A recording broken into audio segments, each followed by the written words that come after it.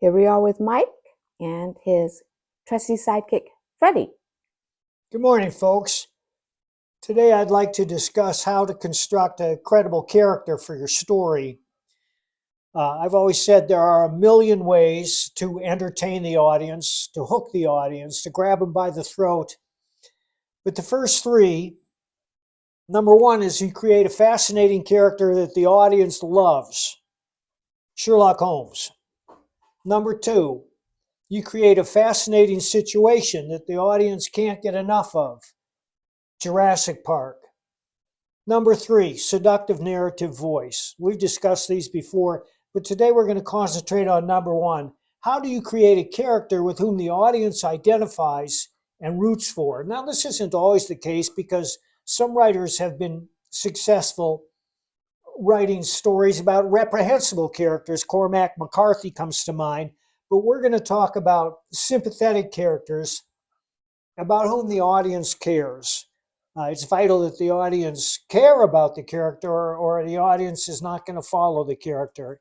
The easiest thing to do is to model the character after someone you know. This does not mean yourself. I mean, you may write in the first person. John D. MacDonald wrote all his Travis McGee novels in the first person, and they're brilliant and they're enduring because you care about the character. He reveals himself through his inner dialogue. But Travis McGee was not John D. MacDonald. It's the writer's job to imagine the point of view of every character he's writing about. Now, you've all heard the old saw, write what you know, and that's true up to a point.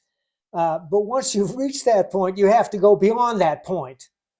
You have to be able to imagine the point of view of any character you're writing about. And a perfect example of that is Shakespeare's Othello. Shakespeare was writing about a black Moorish prince. Now, Shakespeare was not a black Moorish prince. He may not have known any black Moorish princes, but he had a vivid imagination and he could imagine that point of view.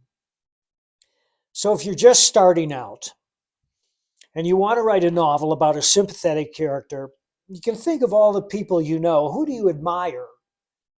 It might be your father. It might be somebody you've met, a friend or something. It might be a character you've read about in fiction or in history. And it's okay to model your character on that person, but then you have to dress him out. You have to fill him out. You have to give him all the little quirks and idiosyncrasies and characteristics that mark human beings, because we're all individual human beings and we all are different from one another.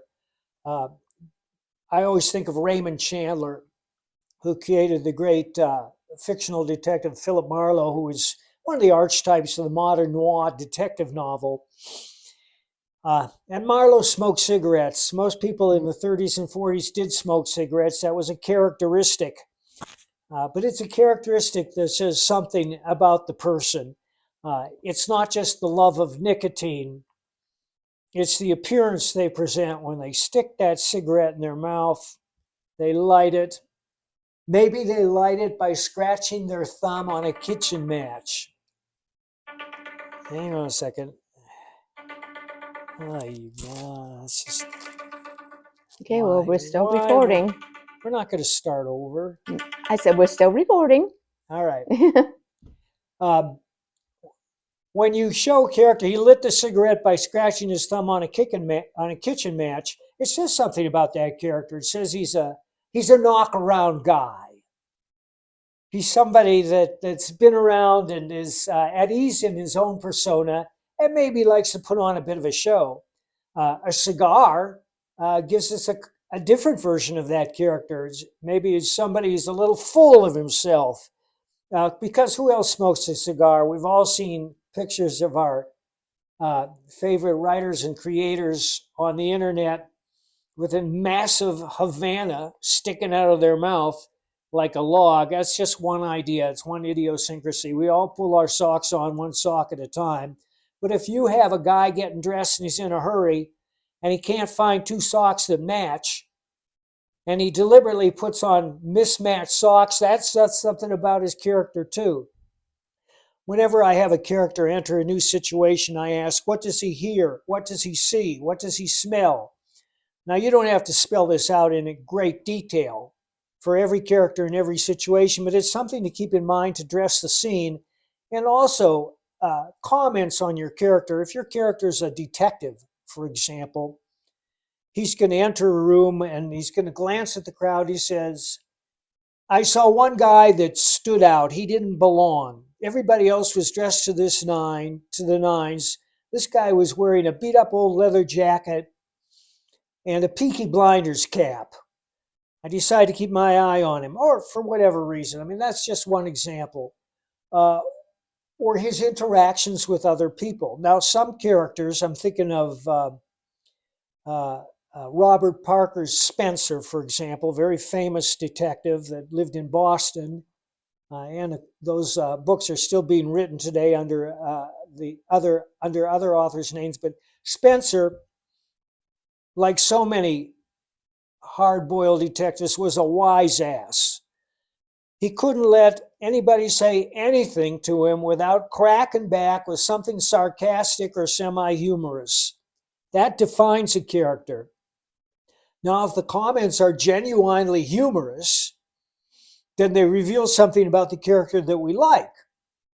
But if the character is just being snarky for snark's sake, well, that's off-putting and we don't admire that. But when you think about all the detective characters we've read in the past, think about how many of them are smartasses. We have enough smartass detectives to fill a cruise line, which is something to think about when you're writing. If you want your character to be a smartass, you go right ahead, but make sure that it's original. Well, how do you keep it original? Well, you could make it up out of your own head, or you could make it up out of your own experience. One thing you have to keep in mind is when you're writing a character who's believable and likable, they have to sound like real people talk. There's an easy way to figure this out. You write the line, then you say it out loud. How does it sound to you? Well, a lot of people, they write anything they write, they say, well, that sounds great to me. In fact, it's a work of pure genius. We all know people like that. Not necessarily.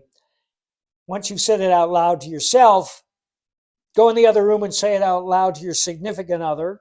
Say, does that sound natural to you? Say it to your friends. Does that sound natural to you? Make sure that your person talks like a real person talks. And then, of course, there's show, don't tell, which is the second rule of storytelling. You show your character behaving in an admirable manner. And that's how you indicate that he, she, or it is a good person.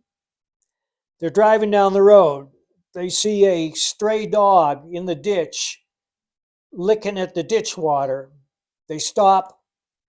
They coax that dog into the car, and they take it home. And that's how you know they're a good person.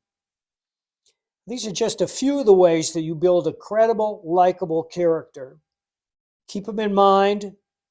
Carry a notepad and pen with you at all times. Listen for unique phrases that you know what they mean. Write them down. Save them until you use them. Right, very good. Wonderful tips. Any other thoughts for the day? Yes, it's okay to invent words if the reader understands them in context. I think back to my childhood, and we all had silly words, but we knew what they meant. But rather than go to a silly word, I'll use an example of a great writer who I think created a new phrase, which I understood instantly. And that writer was James Ellroy, who wrote L.A. Confidential, among many other fine books. But he was talking about his protagonist trying to get a big car. This is like a 70s era sedan, a Chevy or a Chrysler, up a hill. And he said he brodied the big car up the hill. And I knew instantly what he meant. He meant that he turned the wheel one way and gave it the gas, and then he turned the wheel another way and gave it the gas, so that he got up the hill zigzagging, looking for traction. And I was impressed by that, and I've remembered it ever since. He brodied the big car up the hill. Great. We want to thank all of our backers for the Nexus Omnibus Kickstarter, right? Do I want to thank our family? Yes, you want to thank everyone who supported and backed. Everybody who supported the Nexus Omnibus. Thank you so much. It's been a huge success. I know that you're going to love the product. And for those of you who have never read Nexus and are curious about it, I'll make this promise to you. They're like Lay's potato chips. Once you start reading, you won't be able to stop. Yeah. So hit between the Kickstarter and Indiegogo, hit over 250,000 and still going, right? You can now find it on Fund My Comic. Fund My Comic. Yes. That's going to start, or it started? I'm not sure if it's started yet. It's supposed to start this week, but I see it listed on Fund My Comic. And if you go to Fund My Comic and you just click on that link, it'll send you a message when it goes live. You can sign up. Another great way to keep updated is go to baroncomics.com. You can get on the newsletter or check the latest different crowdfunding. And any exciting new projects down the road? You know, a number of them are not my own, but there are some very exciting projects that I'm working on. One that is my own is a massive historical novel. I don't want to talk about it here, but I'm going to post the outline on my Patreon account later today. And for those of you who have not visited my Patreon account, there are approximately 500,000 words there that nobody else has ever seen, including essays, short stories. If you like my writing, you'll love the Patreon account. Yeah. So you can find it on Mike Baron Patreon, or I can try and put a link in the comments. Anne is not that technical, but we'll try and figure it out. Anne is a genius. Oh, well, thank you. All right. Well, thank you everyone for listening. Appreciate it. Have a wonderful week. And say bye to Mike and Freddie. I think we've got Bob roaming. Hi, Bob. Is Mac around here? Mac. Hey, old girl. Mac's an old girl. She can't hear you. Mac. There we go. And Freddie, he came over to me. Okay. All right. We're going to wrap this up. That's a wrap. Thanks so Thanks much. everybody. Thanks, Anne. Thank you. Thanks, dogs.